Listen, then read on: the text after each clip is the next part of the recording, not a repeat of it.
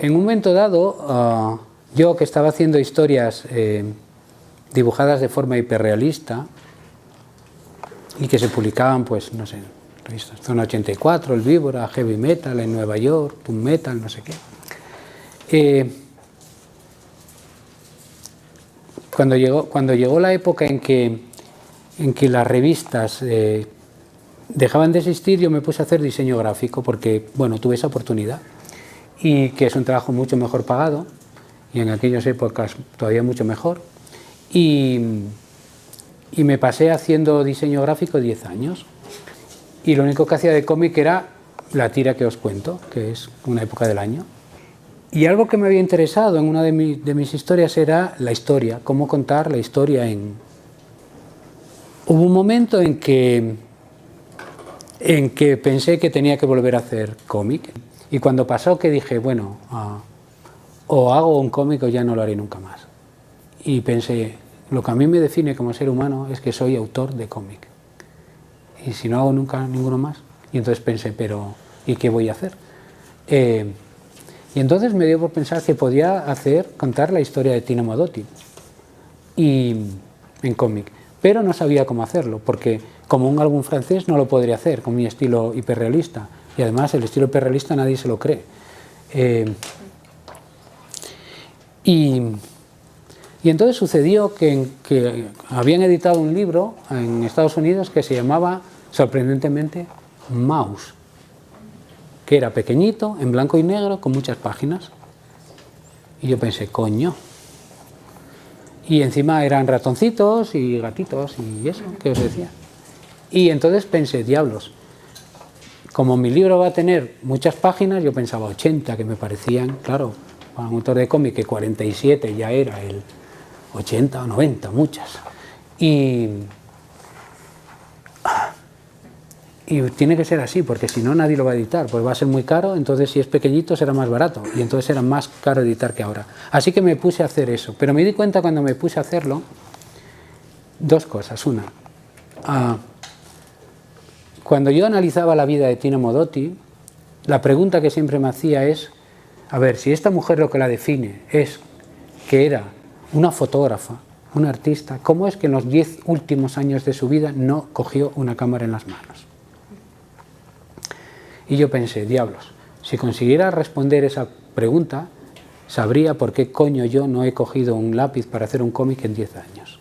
Así que este es el objetivo de este libro, saber por qué ella no lo hizo. Bueno, ya tenía un objetivo, más o menos. Pero luego me di cuenta que necesitaba otra cosa, necesitaba hacer un dibujo que una historia tan real y seria como yo iba a hacer, la gente creyese que no estaba leyendo un cómic, porque iba a pensar que iba a estar leyendo, si no, Capitán América o Mortadelo y Filemón o algo así. Entonces tendría que hacer un dibujo que fuera de tipo underground, es decir, más feísta, porque si no nadie se lo iba a tomar en serio. Y luego pensé, diablos, como Mouse, hagámoslo con animales. Pero luego pensé, joder, es Tina Modotti, voy a hacer un bicho, no, casi mejor que no. Pero algo tendré que hacer para que no... Entonces pensé, no les pondré narices, haré como Disney, que es también un homenaje a alguien que no me gusta, pero en realidad es un homenaje a Mouse. Las narices eran circulitos, lo cual no lo sabía entonces, pero hoy me iba a meter en un suplicio mortal, porque al final el libro tuvo 212 páginas, y ¿sabéis lo que es hacer entre 9 y 14 viñetas por página? ¿Y sabéis el suplicio que es hacer ese montón de imágenes y de viñetas sin poder hacer un solo perfil? Porque cuando hacía un perfil te quedaba ridículo las narices. Así que cuando acabé se dije, una y no más, narices redondas. Y encima la gente me decía, ¿por qué pusiste un circulito? Y me pasé respondiendo lo del circulito mucho tiempo después. Pero eso fue mucho tiempo después. El tema está en que cuando me puse a hacerlo, me di cuenta que no podía hacerlo, no podía contarlo, si a la vez no contaba mi historia de buscando y descubriendo el personaje y los datos. Entonces pensé, diablos, tengo que hacer esto, tengo que contar cómo estoy y por qué estoy haciendo esto. Pero cuando llegue a un punto en que los datos no estén contrastados, es decir, alguien diga, pues ella tuvo mucho que ver en el asesinato de su amante, y otro diga, no tuvo nada que ver, ella estaba allí, pero aunque le dispararon a 1 metro de distancia, ella no vio quién disparó, tuvo que verlo a esa distancia. Bueno, haya un problema así, o ¿cómo hago? Entonces pensé, a ver, Maus, ¿qué es?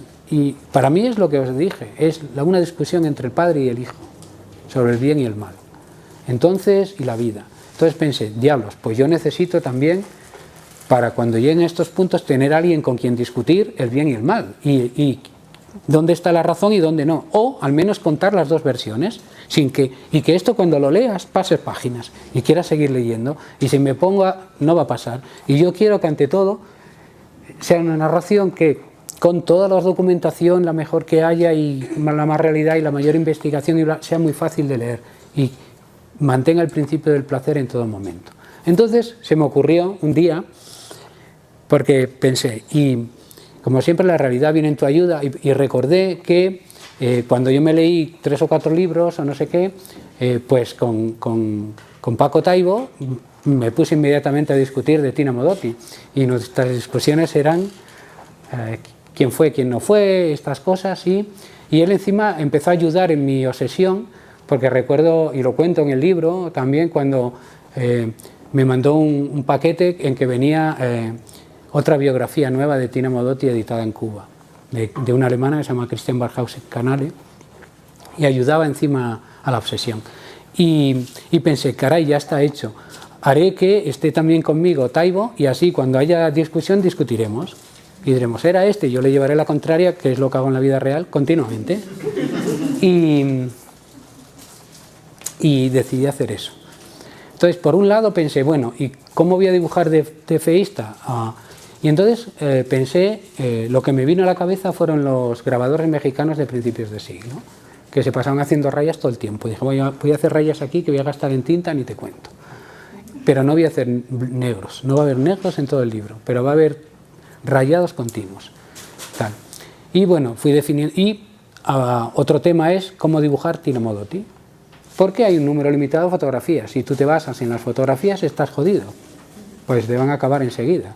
Entonces dije, bueno, diseñaré una Tina Modotti que será mi Tina Modotti, pero que estoy seguro que el lector a la 5ª página será la suya también, y no le importará si se parece mucho, poco, regular, lo cual era una apuesta. Y esa apuesta, haciendo de Jean-Luc Godard y avanzando hacia el futuro, cuando hace, no sé, 8 años, una cosa así, vine con el libro la primera vez a México, estaba en la presentación, yo presentaba con Musacchio, y estaba Elena Poniatowska, que había hecho aquella biografía, y yo le regalé el libro. Lo llevaba conmigo, estaba con Musacchio para presentarlo, y se lo regalé. Y ella abrió, y en la contraportada de aquella edición, que era aquella, esta no la tiene, es otra edición, es mi dibujo de Tina. Pero es mi dibujo de Tina, el que va a estar en todas partes. Y Elena la abrió y dijo, ¡oh, es Tina! Y yo dije, ¡guau! Genial, porque si esta, que se ha visto, si es posible, más fotos que yo, dice que es Tina, es Tina. Con lo cual, genial, ¿no? Y esta eran las partes a resolver gráficamente. ¿Cómo va a ser las páginas que voy a hacer? Y cómo contar, ¿no? Que es una de los problemas fundamentales. Y luego, yo tenía una ventaja, que es que todas las biografías que se habían escrito, yo las tenía.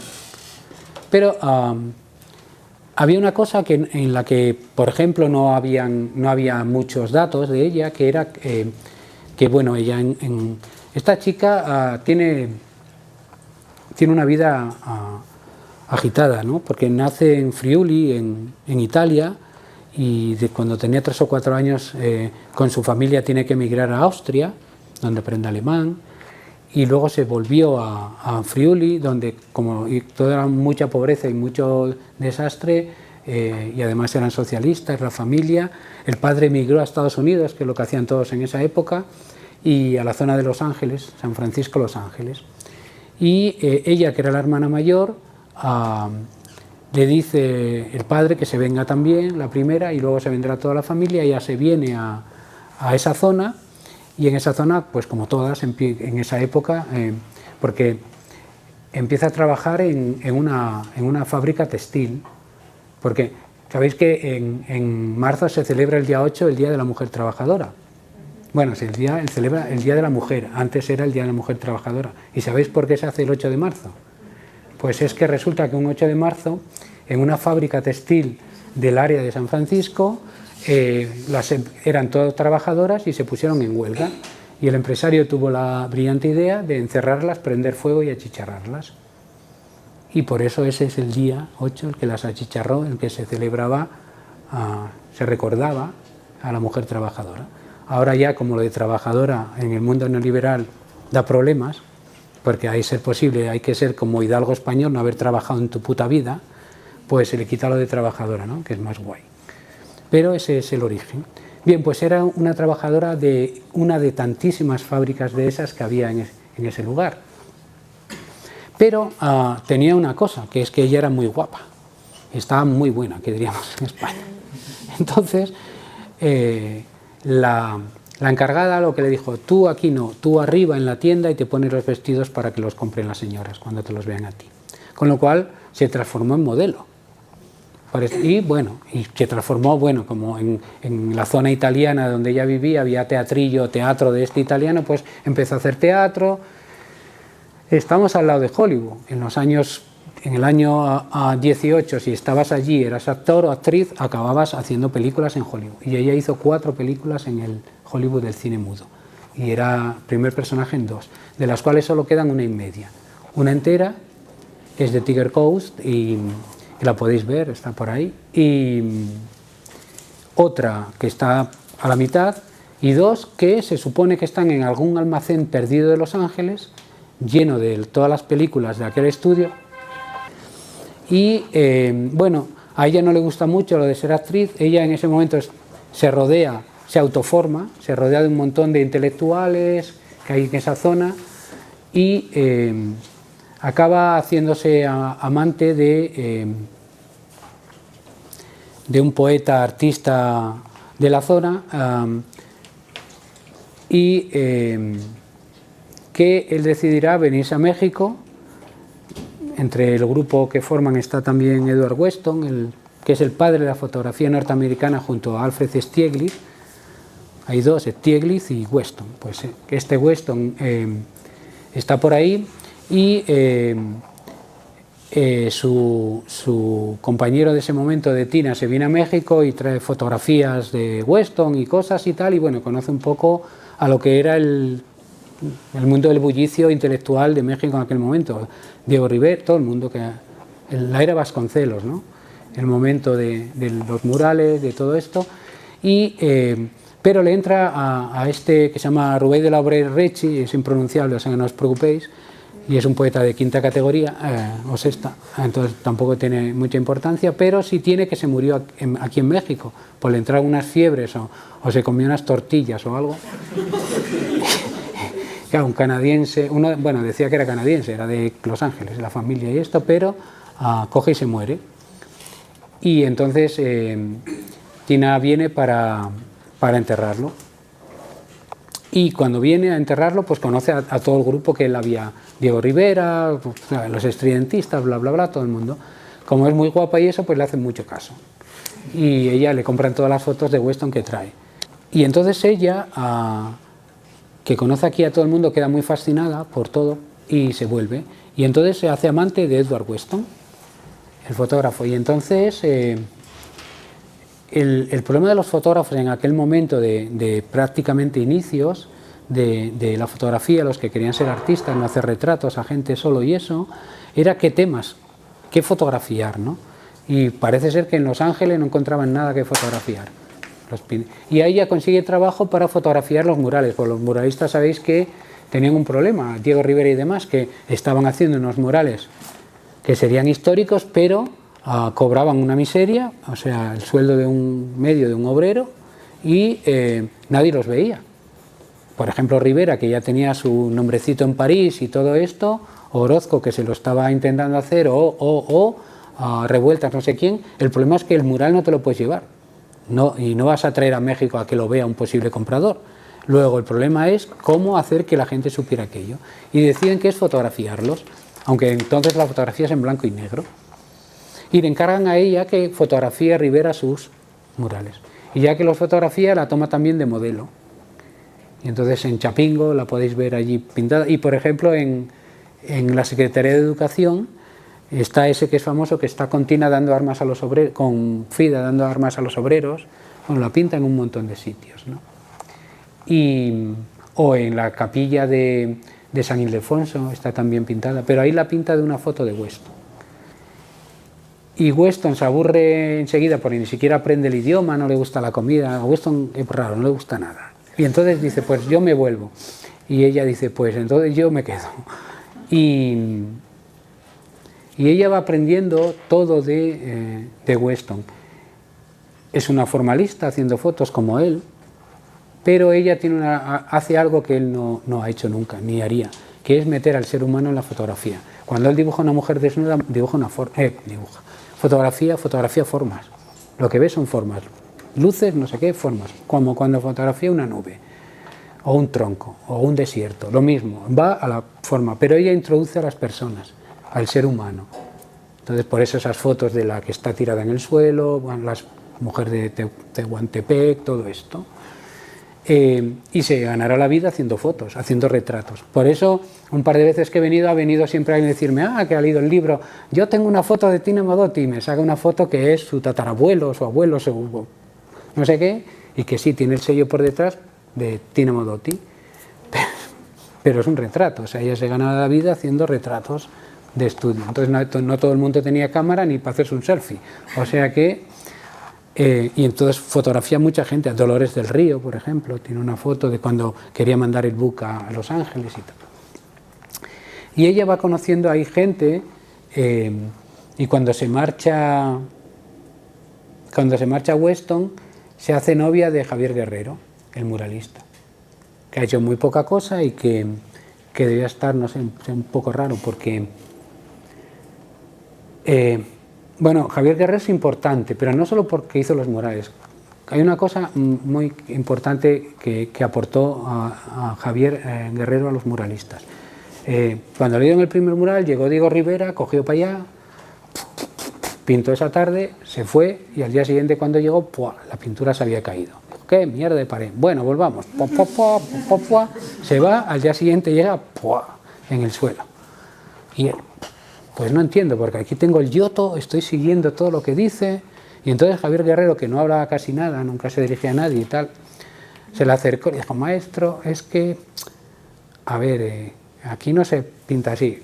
Cállate, chaval, que mira aquí lo que dice Giotto, a ver qué vas a venir tú a decirle. Dice, no mucho, pero mis antepasados, que era indio, llevan pintando pirámides 2000 años y no se le ha caído una sola puta vez la pintura. Y él dijo, pues si tanto sabes, hazlo tú, a ver, ¿y qué hay que hacer? Y el tío, y al día siguiente, cuando pintó, llegó y la pintura estaba. Todos ellos se hicieron miembros del Partido Comunista de México.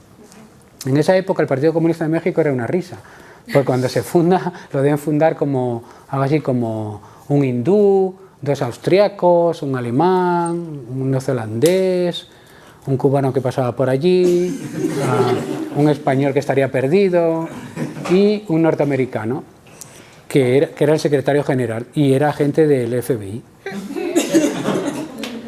Y entonces lo que no había era mexicanos, eso no. Joder, un país que acababa de hacer la revolución, lo que sobraban eran revolucionarios para hacerse bolchevique.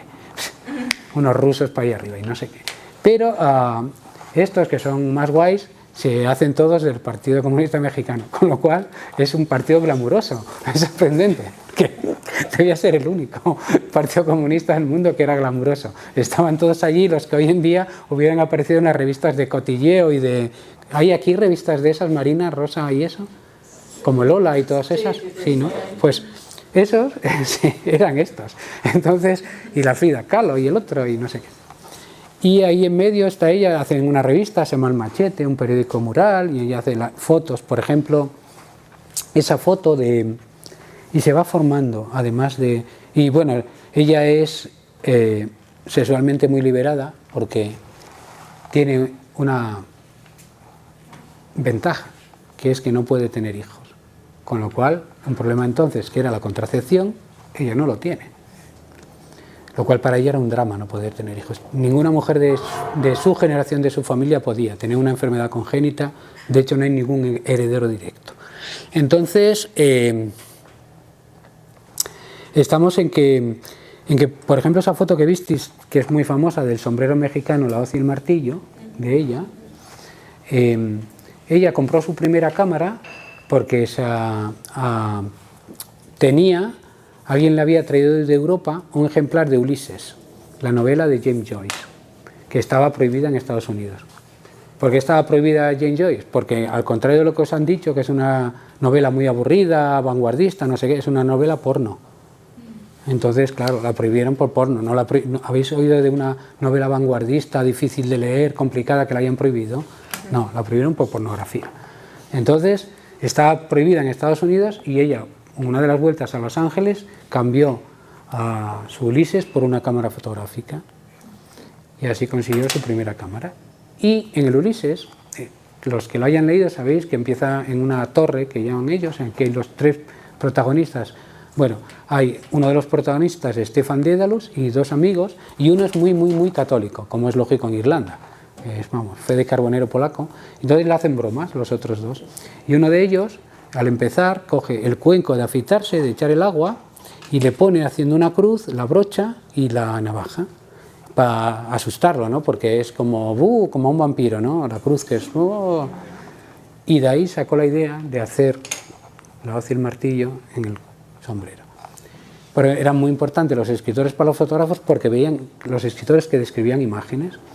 Y es divertido porque para los escritores los pintores son muy también inspiradores, esos cuadros, o sea que ida y vuelta. Y bueno, ella va haciendo ese tipo de cosas y Javier Guerrero, que ya os digo que era rarito, es muy militante del partido, como muy cuadro, y entonces le dan una beca para irse a estudiar marxismo-leninismo a la Universidad Lenin en Moscú. Y el tonto del culo, en lugar de quedarse con Tina Modotti, que mira que estaba buena y todo eso, y era fotógrafa y ganaba más dinero que él, decide que se va a Moscú. Hay que estar mal. Y se va a estudiar marxismo-leninismo, pues anda, no habrá otras cosas y tal. Y se va para allá, le presta dinero a ella para el viaje, es que es todo... Ay. Y se va. Y ella se queda aquí sola. Pero claro, aquí había muchos exilados en aquel momento, y había un exilado cubano que se llamaba Julio Antonio Mella y que era muy pintón y no sé qué y bla bla, y antes de que la foto esa del Che de Korda que conocéis todos, que es como la cosa de la revolución latinoamericana, digamos la foto del revolucionario latinoamericano era este tío.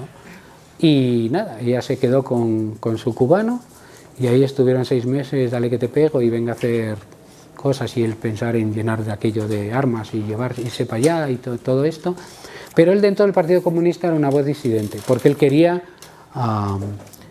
invadir Cuba como fuera y dejarse de milongas. Y ya sabéis que los partidos comunistas eran muy burocráticos, se hacían funcionarios, el funcionario lo que quiere es no trabajar mucho, que no le molesten, como para ponerse a hacer la revolución, irse para Cuba. Mucho trabajo, mejor aquí tranquilos y tal. Y entonces, una noche de febrero van caminando por una calle del Brazo, y alguien se acerca y le dispara como a 1 metro 2 tiros a Julio Antonio Mella, que muere. Y inmediatamente una gran investigación, ella dice que no vio a quien disparó, que no lo vio, pero le han disparado muy cerca. Y entonces hay una super investigación y se empieza a complicar la cosa porque el policía encargado del tema, el inspector comisario que llevaba el tema, esto es un crimen amoroso, aquí hay sexo por el medio. Usted tiene un amante, tenía un novio anterior que se llamaba Javier Guerrero, sí, pues nada, está claro que ha sido él. Hay un problema de distancia, está a 12.000 kilómetros. Sí, va a ser raro que haya venido de golpe. Bueno, y va así, ¿no? Entonces llega un momento en que es un crimen. Otra teoría es, bueno, como era contrario a la política oficial del partido, le habrán matado a otro comunista, claro. entre ellos se pegan tiros continuos, pues, y esta era otra. Y en medio a ella van a su casa y le encuentran, o sea, que en lugar de testigo se convierte en culpable, y van a su casa, registran su casa y encuentran las fotos de Weston, desnuda, una foto desnudo de Mella, que no la había hecho ella, se la había hecho en Cuba. Pero en Cuba, para apuntarte al club náutico tenías que hacer una foto desnudo, supongo que, no sé, para que vieran no sé qué, que no eras transexual, pues no se me ocurre otra cosa, pero, y la tenía, con lo cual aquello se transformó en un escándalo de salsa rosa terrible, de tal forma que ella acabó siendo enjuiciada culpable. En ese momento Diego Rivera, al cual anteriormente ella le había presentado a Frida Kahlo, la jovencita, Tina se convirtió en el ejemplo para toda la juventud, para todas las chicas de la juventud comunista, porque fue la primera mujer que usó blue jeans en Ciudad de México, con lo cual la querían machacar, era como era, no sé qué, bla bla, y todas se peinaban igual. ¿Veis cómo se peinaba ella, que se quitó aquel precioso casco y se puso el moño? Pues todas así, mirar a Frida y todo esto, y era como, y entonces él se la representó a Diego, y Diego decidió tomar la defensa de Tina Modotti, y en el juicio se hizo su abogado defensor, y claro, era el único intelectual respetable que podía ir a hablar con el presidente y ir para allá, ¿no? Y fue, y en el juicio hicieron una prueba, hicieron lo que debían haber hecho al principio, es decir, reproducir la escena del crimen, y hay una foto de ella haciendo lo mismo que aquella noche para demostrar que ella no había tenido nada que ver, pero quedó ahí pendiente la cosa. Ella queda muy afectada, es cuando se va y hace esas fotos de mujeres en México y todo esto, y le hacen la última exposición que ella tendría en solitario, que era en la universidad, en la UNAM, y hay una foto de ella también, que está ella así de brazos, como estoy yo ahora, y están las fotos detrás. Y es la última foto, y acto seguido es cuando el atentado contra Calles y toda aquella bronca, y deciden echar a todos los comunistas de México que no sean mexicanos, ya que ha sido un católico el que hizo el atentado, qué mejor que echar a los comunistas. Entonces a ella, como no es... Y tiene un problema, que ella, su pasaporte es americano. Y ella es deportada por una orden presidencial. Lo cual quiere decir que, por ejemplo, el barco en que la largan, el SS Edam se llama, un barco holandés, tiene que pasar por Estados Unidos, por Coruña, por Rotterdam, acaba en Rotterdam. Y ella decide que el país que quiere irse es Alemania. Es la época de Weimar todavía, y sus fotografías estaban siendo publicadas por el montón de entramado de periódicos y revistas que tenía la Internacional Comunista en Alemania, y era conocida por todas estas fotos que salen en el Machete, se publicaban en las periódicas americanas del Partido Comunista, en Alemania, en todas partes. Entonces decidió que quería irse allí porque era donde mejores fotógrafos había, y quería conocer a Keith Kolovich, y a George Gross, y a los que eran en aquella época famosos. Entonces se va para Alemania, pero por ejemplo eso, en América no puede parar, porque bueno, llega a Alemania, Vidal se va a Moscú, ella en Alemania no encuentra nada de lo que pensaba encontrar. Tened en cuenta que estamos a 2 años de la llegada de Hitler al poder, y bueno, trata de ganarse la vida en Alemania, pero no puede, entre otras cosas porque la tecnología ha avanzado, y los alemanes, había en ese momento como 500 fotógrafos solo en Berlín acreditados, y con cámaras Leica nuevas, no tan pesadas como la suya, que allí ni siquiera eran los mismos productos químicos, y un fotógrafo en aquella época era un químico, tenía que hacer todos sus materiales, y el papel era carísimo. Bueno, lo pasó muy mal durante 6 meses, donde estuvo en todas partes, desde la Bauhaus hasta... y estuvo conociendo gente, que es siempre importante. Y de allí, bueno, se fue a Moscú, y en Moscú le ofrecieron trabajos de fotógrafa, pero claro, estamos en la época del realismo socialista. Imaginaros las fotos que pretendían que Tina Modotti hiciera. Obrero contrapicado con el cielo, no sé cuál, para una formalista. Fotoperiodista no podía ser porque era una formalista. O sea, esas fotos que veis de ella en México le llevaron horas, hasta que la nube estaba en el sitio justo. Con lo cual, imagínate si estás esperando a que, en fotoperiodismo, a que suceda eso.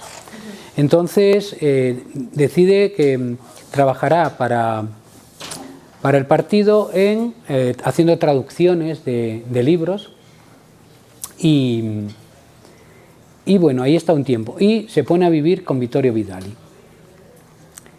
Vittorio Vidali tenía ya una mujer y una hija en Rusia, pero le dejan ahí a esta cosa así un poco tal, porque bueno, era gente de la Comintern y él decía que aquello fue una casualidad, lo de la hija y todo esto.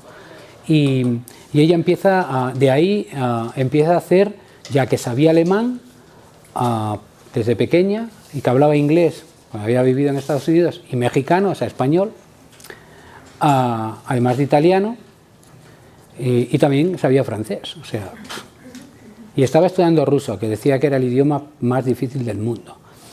Y la deciden mandar como agente a Alemania a llevar dinero para sacar gente de las cárceles, para comprar voluntades, para pasar documentación, para lo que fuera.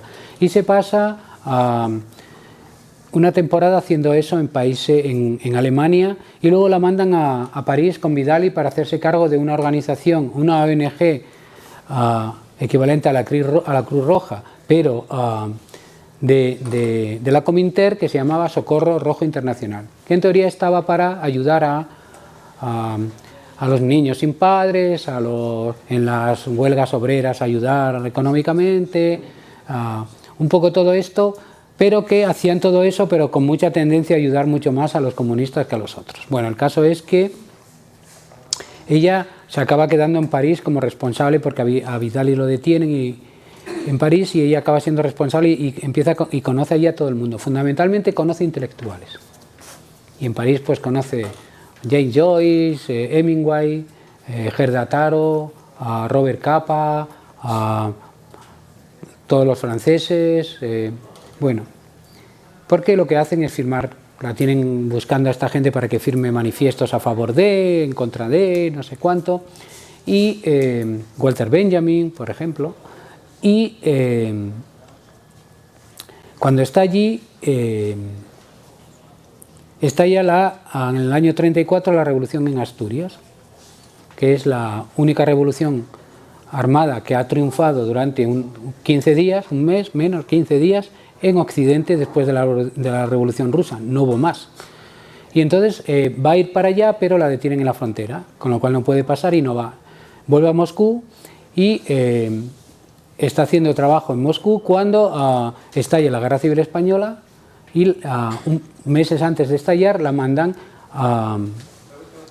aquí. Pero en el año 35 se viene, sí, a principio, en el invierno del 35, y la mandan con Vidali a España, a hacer trabajo en España, y la mandan a llevar dinero a los represaliados de la revolución en Asturias, que habían sido el ejército los había aplastado, y los hombres en ese momento estaban o en el exilio, fundamentalmente en Francia y en Bélgica, o en la cárcel, que había 20.000 hombres, o muertos. Entonces las organizaciones de clase son declaradas fuera de la ley. Las organizaciones de clase declaradas fuera de la ley evidentemente siguen existiendo clandestinamente, pero no hay hombres, solo hay mujeres. Entonces, para tratar, que son las que se hacen responsables de esas organizaciones, entonces para tratar con mujeres lo mejor era mandar desde Madrid a la Comintern una mujer, con la cual mandan a Vidali y a ella de frente.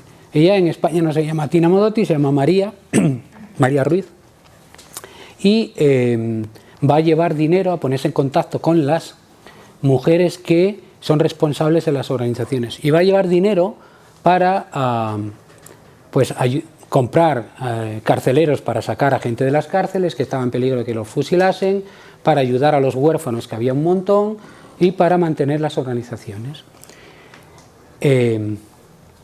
Y por estas cosas de la vida, en el año 1976, mi amigo y co-personaje en esta historia, en mi libro, Paco Taibo, estaba en Asturias escribiendo un libro sobre la historia de la revolución en Asturias, y que es el mejor que hay y que no puede haber otro mejor, porque tiene todos los documentos que pueden tener los demás historiadores, pero él hizo una cosa que ya no se puede hacer, que es que entrevistó a todos los protagonistas de la revolución aquella que estaban vivos. Con lo cual, como se han muerto todos, pues ya no puede volver a hacerse. Y entre la gente que entrevistó estaba una mujer que se llamaba Concha Madera, que era el contacto con Tina Modotti. Muchos años después, cuando yo estaba pensando en este libro, releyendo ese libro, buscando el nombre de Tina Modotti, como lo fui a buscar al archivo de Salamanca y no lo encontré porque no estaba, me encontré con esta mujer, y esta mujer la entrevista, y en la entrevista no hablan de esto, pero yo le pregunté a Paco, ¿qué te dijo de Tina Modotti? Ni sabía ella quién era Tina Modotti, ni en el 76 lo sabía yo, así que y tal. Pero esta mujer que investigué, luego su familia tuvo una vida, la detuvieron en la guerra civil española, intentando entrar en el cerco de Oviedo, la ciudad de Oviedo, la detuvieron como miliciana, con lo cual iba a tener pena de muerte, pero por algún motivo la llevaron a la peor cárcel de mujeres que existió en la posguerra, que era la de Santander. Debió haber una mortalidad del 90% de ingresados, pero ella sobrevivió. Y en ese año, cuando estaba haciendo Taibo el libro, todavía estaba viva y la entrevistó. Y a esta mujer, a quien conocía, era a María, del Socorro Rojo, que era Tina Modotti. Y imaginaros, siempre me llamó la atención, imaginaros un territorio tomado por el Ejército y la Guardia Civil, que son como la Gestapo, de buenos, y el Ejército en cada esquina. Y de repente que llega una chica que ha sido, bueno, si veis las fotos que ha sido estar en Hollywood, si veis las fotos de Tina en México, no las fotos desnuda de Weston, no, las fotos con sus amigos en los picnic, ¿no? Veis que están todos en un picnic, tiras ahí como tal, y ella posa siempre, no lo puede evitar. Bien, pues imaginaros a esta chica que tenía que destacar en este lugar, camuflándose para no ser detectada por en cada esquina el Ejército y la Guardia Civil, que pareciese una del lugar. Pues ese fue su trabajo. Estalla la guerra civil y Socorro Rojo la pone a llevar una parte de los hospitales de sangre que se crean, y la otra parte que hará es, ¿veis esos barcos que en algunos reportajes o fotos de niños que para evitar los bombardeos de la aviación fascista son mandados en barcos a Moscú o a otros lugares? Pues ella era una de las organizadoras de que esos niños subieran a los barcos. Y quedó muy afectada porque veis esas fotos de los bombardeos en Madrid, pues le tocaba recoger a los cadáveres de los niños, y tenía una cosa especial con los niños porque no podía tenerlos. Entonces acaba la guerra civil y con la derrota del bando republicano. Ella en la guerra conoce a todo el mundo, Pablo Neruda, Antonio Machado, todos los, Sergei Eisenstein, el director ruso de cine, que lo conoció aquí cuando vino a hacer la película de México, conoce a Alexandra Kollontai, conoce a todo el mundo. Y cuando acaba la guerra le dicen, bueno, no os volváis, a Vidal y su compañera, no os volváis a Rusia porque a todos los que vuelven de la guerra civil los mandan a los campos o los fusila Stalin, o sea que ahí ni se os ocurra. Entonces van a París y en París consiguen, ella quiere ir a Nueva York, que es donde está su familia viviendo en ese momento, su madre y sus hermanos. Y entonces suben al último barco de refugiados que el gobierno norteamericano acepta de la República Española. Ya están reconociendo al gobierno fascista y es el último barco que van a aceptar. En el barco hay 2.000 pasajeros. Llega a Nueva York y, bueno, entran los 2.000 y el FBI solo detiene a una persona, que es a Tina Modotti, que llevaba un pasaporte falso, pero bueno. Es decir, no se llamaba Carmen Ruiz, se llamaba en ese pasaporte, y era un pasaporte bueno de la República, pero era falso en tanto cuanto no era ella, era el pasaporte. Y, sin embargo, el FBI le dice, no se puede bajar del barco, no la admite Estados Unidos. Y la hace seguir al único país del mundo donde no quería volver, porque era el siguiente atraque del barco, que era Veracruz, México. A México no quería volver de ninguna manera, la habían echado en medio de un escándalo sexual, político, criminal. Y la habían masacrado. Imaginaros la prensa rosa dando a una tía, que le tenían ganas, pues si usaba no sé qué, follaba con no sé quién, bla, bla, bla. Así que viene al único lugar del mundo donde no quería venir. Y bueno, está muy deprimida y vive aquí el resto de los años que le iban a quedar, que no eran muchos, eran hasta el 42. Y entonces en México pasa desapercibida porque no puede estar, es una ilegal en Ciudad de México. Entonces lo que sucede es que empiezan a sus amigos, no quiere ver a nadie de la época anterior, la gente que la ve no la reconoce porque ya no es la top model, ya es una mujer muy envejecida para los años que tiene y muy deprimida. Y de repente sus amigos, no obstante, se mueven y logran que el presidente, puesto que fue expulsada por una orden presidencial, solo otra orden presidencial puede darle estatus de refugiada en México. Y el presidente Cárdenas se lo da. Con lo cual pues, vuelve a ser legal. Como sabéis, cuando eres extranjero y vienes aquí y te dan de refugiado, te tienes que comprometer a no intervenir en la política mexicana. Con lo cual ella no intervendrá en la política mexicana y además está muy decepcionada porque ya ha habido el pacto Hitler-Stalin. Y claro, si tú has estado recogiendo niños cadáveres de las calles, bombardeados por la aviación, por la Legión Cóndor y la aviación italiana, pues no te debe gustar mucho que se haga un pacto con esa gente. Entonces, tiene una oscura estancia aquí, donde su compañero Vittorio Vidali ya tiene otra amante, con la que tendrá un hijo, que es embajador mexicano, Carlos Vidali. Ya se habrá retirado, supongo, estará muerto, no lo sé, ¿no? Pero tiene que tener muchísima edad. No, supongo que estará muerto, el hijo. Ella solo participa en la Liga Antifascista Italiana, que es una pequeña organización de italianos que están en contra de Mussolini y tal, y una noche saliendo de la fiesta de la Noche de Reyes, saliendo de una fiesta que había en la casa de Hans Meyer fue el último director de la Bauhaus y estaba exilado aquí en México. Y tenía una casa muy Bauhaus, por cierto, y donde tenía allí los cuadros y cosas de la Bauhaus y tal, y era muy amigo también de Pablo Neruda y de todos los rojos de la época que andaban por aquí, muchos alemanes, que se fueron todos. Los alemanes que vinieron exilados, y todos se fueron prácticamente todos. Luego, no como los españoles, que no hubo otra forma que quedarse, pero estos se fueron y esa noche le pidieron un taxi porque se encontraba mal y se murió en el taxi de un ataque al corazón. Pero, claro, los ataques al corazón en mujeres de 42 años son muy raros, en esa época más.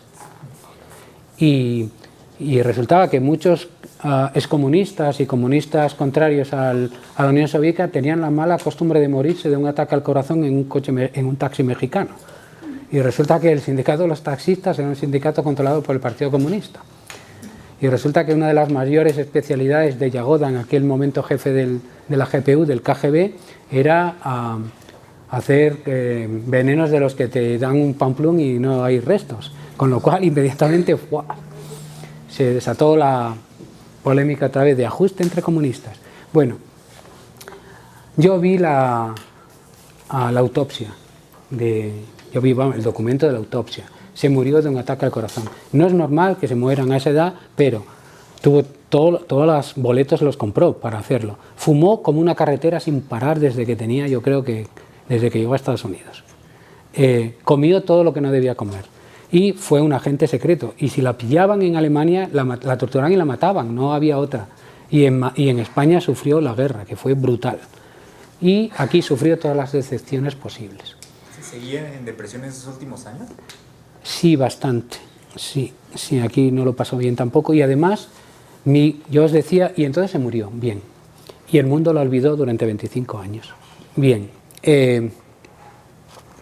Yo os decía que hay una anécdota. De repente, ¿os acordáis Mildred Constantine, que os dije que escribió la primera biografía? Cuando la estaba escribiendo, llamó a un fotógrafo que se llama John Condax, norteamericano, que en el año 40 había estado aquí con Constancia de la Mora, una española importante, un cargo importante en la guerra, que estaba exilada en Nueva York, y se vinieron aquí para hacer un libro que fuera como una especie de homenaje, lo que ha hecho un libro de esos oficialistas de las grandes hazañas de Cárdenas cambiando México.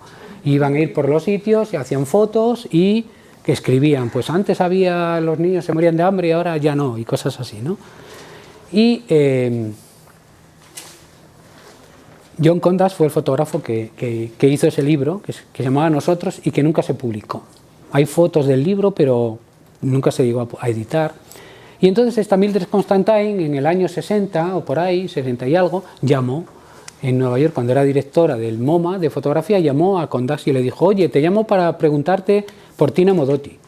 Y el otro le dijo, ah, sí, bueno, una formalista, alumna de Weston y con fotos en México. Dice, no, si eso ya lo sé, lo que quiero es que me hables de ella. Y dijo, pero ¿yo qué te voy a decir si yo no la conocí? Y dice, ¿no la conociste? Yo, no. Y dijo, pues a ver, ¿tú no hiciste un libro que nunca se publicó con una española que se llamaba Constancia de la Mora y anduvisteis por México haciendo fotos por Puebla y por Michoacán y, bueno, recorriendo? Y dice, sí. Dice, ¿y quién iba con vosotros? Bueno, iba mi mujer conmigo y bueno, y una mexicana, María, que nos hacía de guía y tal, intérprete. Y dice, esa era Tina Modotti. Dice, no, sí. No era ella, yo he visto las fotos y además el último día le dije, oye, estamos acabando ya, entonces ¿nos haces una foto a mi mujer y a mí para que tenerla de recuerdo? Y ella dijo, bueno, si no te importa no, porque yo esto de las cámaras no. Y dijo, esa era Tina Modotti. Le dije, ¿por qué no cogí una cámara cuando volvió aquí? Y esa era la pregunta que yo quería responder con este libro. Y la que respondo, que es mi respuesta. No sé si es la respuesta, pero creo que puede ser. Así que si os leéis el libro la sabéis por qué ella. Y eso me sirvió para ir a hacer el libro. Bueno, los que lo han leído ya lo saben. Pero, y cuando se empezó a hablar de ella, y empiezan a hablar de ella estas feministas norteamericanas, Mildred Constantine y esto, inmediatamente y sospechosamente, bueno, sospechosamente no, viendo los personajes, pero empiezan a hablar mal de ella. Quien peor habla de ella era un intelectual mexicano que fue premio Nobel, cuyo nombre no recuerdo. ¿Cómo se llamaba? Octavio Paz. Octavio Paz, que no tuvieron otra mejor cosa que hacer los ingleses, que hacer una exposición en la National Gallery, que era Frida, Tina, dos miradas. Y las ponían enfrente. Las fotos de Tina, los cuadros de Frida. Y Octavio Paz hizo un artículo denigrándola, no solamente era una asesina stalinista, bla, bla, bla, no sé cuánto, él había estado con ella en la guerra de España, lógicamente, bla, bla, bla, no sé cuánto y no sé qué más y tal, y además es una plagiaria de Weston, no aprendió nada, no sabe nada y no sé qué, o sea, la puso contenta. Bueno, en el año 90, no recuerdo ahora, 91, bueno, el libro lo pone, 91-92, no recuerdo, hubo una subasta en Sotheby's, la agencia de subastas, la casa de subastas. Se subastaba un montón de fotografías de la primera mitad del siglo. La fotografía más cara de la historia hasta ese momento la compró una emprendedora norteamericana que se llamaba Susie Tompkins, que era la propietaria de la marca de ropa deportiva Esprit, que luego sería comprada por Reebok, creo, en nuestras adquisiciones y fusiones, y que pagó, no recuerdo cuánto era, pero como $100 y pico mil por una fotografía de 12x8 que habéis visto antes en la película, que se llama Flores, y son como las... Y la utilizó ese año como en la publicidad de la campaña de verano de la ropa deportiva. La segunda foto fue una de Weston, o sea que Octavio Paz, chúpate esa. Y esta era... ¿Y por qué? Otra anécdota que cuento en el libro es que en el año 50 llegó un tipo al MoMA, al Museo de Arte, porque una cosa que me sorprendió en el MoMA es que tienen 30 fotografías de ella, que tiene esta gente 30 fotografías de Tina Modotti, y siempre hay alguna en la exposición permanente, las cambian, porque hay que cambiarlas cada 6 meses, pero siempre hay de ella.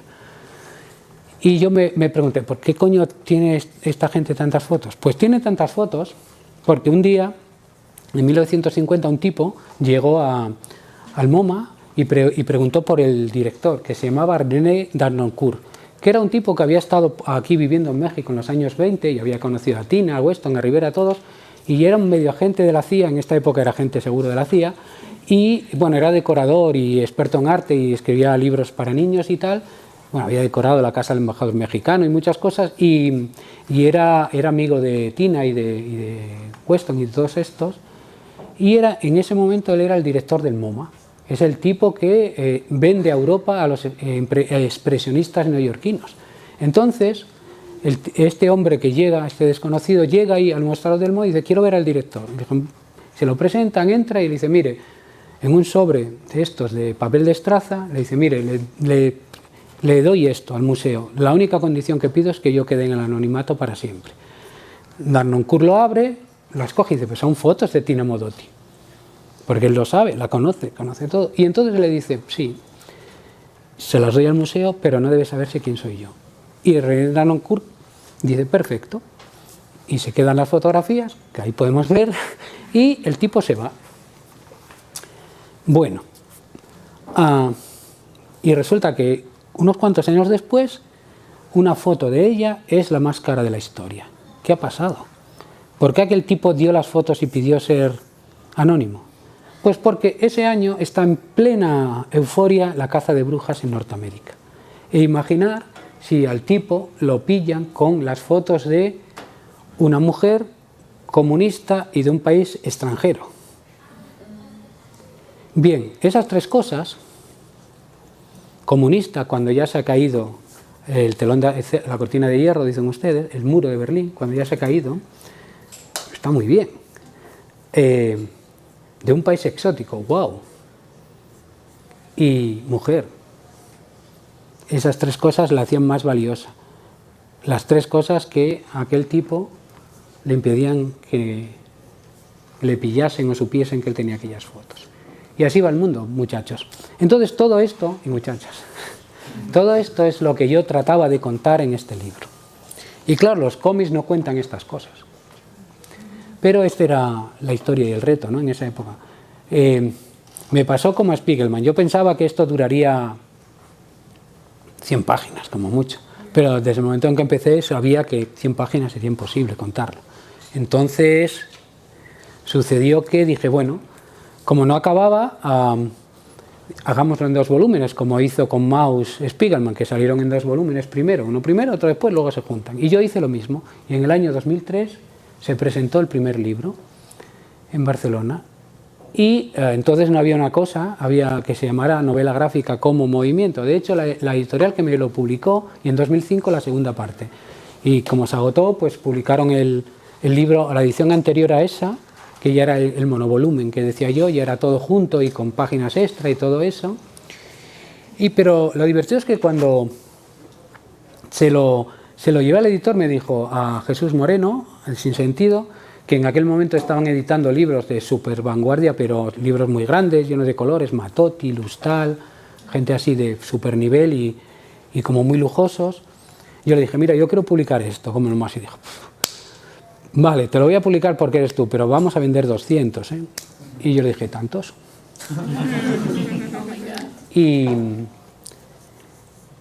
Y bueno, en el momento en que Sinsentido dejó de publicar, solamente publicaba novelas gráficas, ya no, libros de grandes, y se acabó. Todo ya el movimiento era ese tipo de libros. Y lo que había pasado es que era su libro más vendido y más editado. Había vendido algunos más de 200 y se había empezado a publicar en todo el mundo. Estaba traducido a 7 lenguas y publicado en no sé cuántos sitios. El Modotti. Y era la primera novela gráfica como tal española. Pues la anterior era el sueño del señor T de Max, que no es muy en la onda esta, ¿no? que es más un concepto que un formato, la idea de novela gráfica. Vas a contar otras cosas, es decir, si lo que cuentas es una aventura de Spider-Man o de otro superhéroe, es más complicado entenderlo así, pero bueno. Y eso había pasado. Estuvo bien, ¿no? Porque así acaba como con cuento de hadas. Iba a vender 200 y luego, mira, está publicándose continuamente. Pero y en Francia la recomiendan en el Bachibac de artes a los alumnos, es de los libros de lectura, lo cual está muy bien.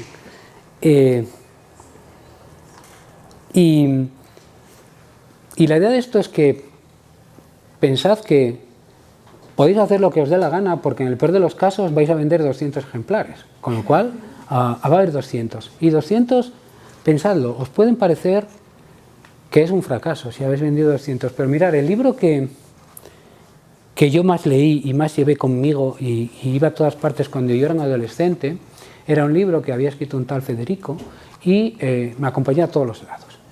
Y bueno, ese libro, la primera edición de ese libro, cuando lo editó, bueno, no tenía dinero, entonces le pidió dinero prestado a su hermana para editarlo.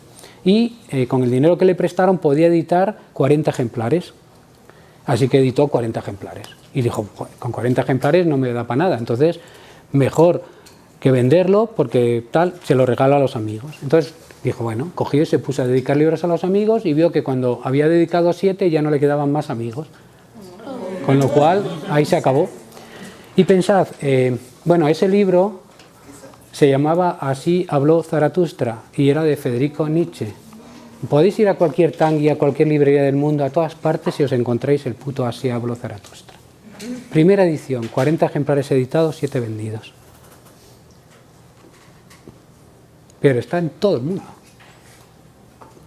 Así es que el éxito o el fracaso son relativos. Si tú eres un autor que vende 500.000 libros y solo vendes 400.000, eres un fracasado. Si a mí me editan 1000 y vendo los 1000, es un éxito del copón.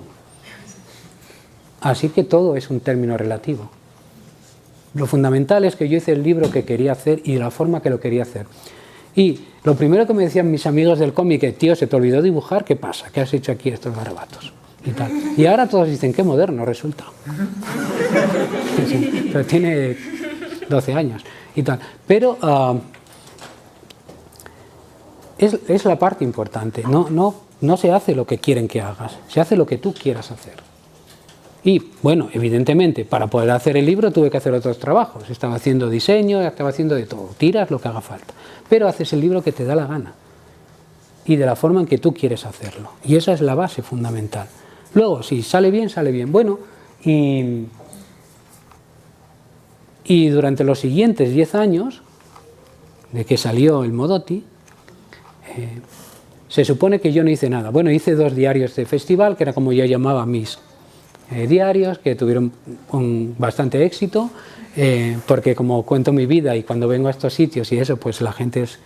Pero yo pensé, quiero autoeditarlos como hacen mis verdaderos héroes. Entonces me los autoedité. Y entonces ahí pensé, a ver, hay que vender, para no perder dinero, no ganarlo, sino perderlo, hay que vender 200, ¿de acuerdo? Bien, pues tengo que vendérselo a 200 amigos, al menos. Entonces, sí, hago aparecer a uno de los 200 al menos una vez en mi vida, que es fácil cuando cuento encontrar, me comprarán el libro, con lo cual esto se arreglará. Qué mejor cosa que en la contraportada poner todos sus nombres, así se verán, hombre, estoy yo, me lo compro. Y nada. Cosa que así sucedió.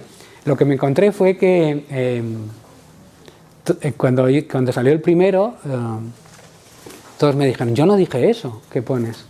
Yo no dije eso, es lo que vais a encontrar cuando contáis lo que la gente dijo. Y luego hice el segundo, y luego ya no pude hacer más, porque hacerlos hago siempre, pero editarlos es un coñazo, tienes que escanearlos, hacer la edición, no sé qué, pero tienen bastante valor añadido, porque hubo una época en que eso estaba muy de moda y me llevaron a 1000 sitios para que hablase de los puñeteros diarios del festival, cosa que está muy divertida. Y mientras estaba haciendo otro libro. Cuando acabé el Modotti, en Francia, inmediatamente me dijeron, a ver, tío, si de este personaje que no conoce nadie ha ido así, ahora está claro, vamos a vender, tienes que hacer Frida Kahlo. ¿Qué? ¿Tengo que hacer qué? Claro, porque vamos a ver. Yo he visto un libro en México que se llama Las recetas de cocina nunca hechas por Frida Kahlo. A ver, si hay esto, quiere decir que hay uno que es las hechas. Y si hay hasta las recetas de cocina, es que lo hay todo. ¿Qué diablos voy a contar yo de alguien que ya se ha escrito todo. Y yo no voy a hacer una biografía en cómic, una reducción para que los poco dotados mentalmente o los niños lo lean. Voy a hacer la mejor biografía y contando cosas que no se hayan contado antes si puede ser. Y si no, no me interesa. Y yo no hago biografías. Entonces le dije, va a ser que no lo voy a hacer. Hay 200 cómics de Frida Kahlo, no os preocupéis que yo no dejé al mundo sin que la chica tuviese sus cómics. Pero pensé que haría otra cosa en ese intervalo. Entonces pasaron muchas cosas. Pasaron que el libro siguió funcionando y que entonces cuando volví a México, pues volví a llevar el libro a la tumba de Frida Kahlo y se lo dejé allí y me fui. Y es curioso porque eso que cuento en esta edición, que vine y José Ramón que está allí sale en el libro y me llevó hasta... No lo compró, ¿eh? Ya, y no lo compró, qué cabrón. Y entonces me llevó volando con un coche volador que tiene. Y sí. Y nunca estuve más cerca del cielo que en aquella carrera. Y curiosamente, hace un par de años vinieron unos griegos que están haciendo un documental o no sé qué y me dijeron, hemos leído tu libro y queremos que vengas al cementerio a hacer lo que sale al final, que queremos filmarlo. Y yo, pero estáis locos, ¿qué os ha dado? Sí, no sé qué.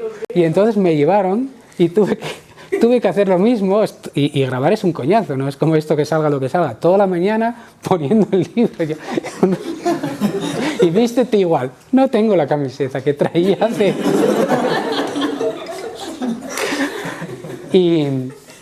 Y bueno, el libro sigue vivo porque ahora voy a ir a hacer 4 páginas más, porque han aparecido datos nuevos en que una de mis teorías se contradice por los documentos, lo cual me servirá para hacer alguna escena con Paco Taibo y que él tenía razón en esa discusión. Yo procuré que parezca que no la tenía, aunque sí.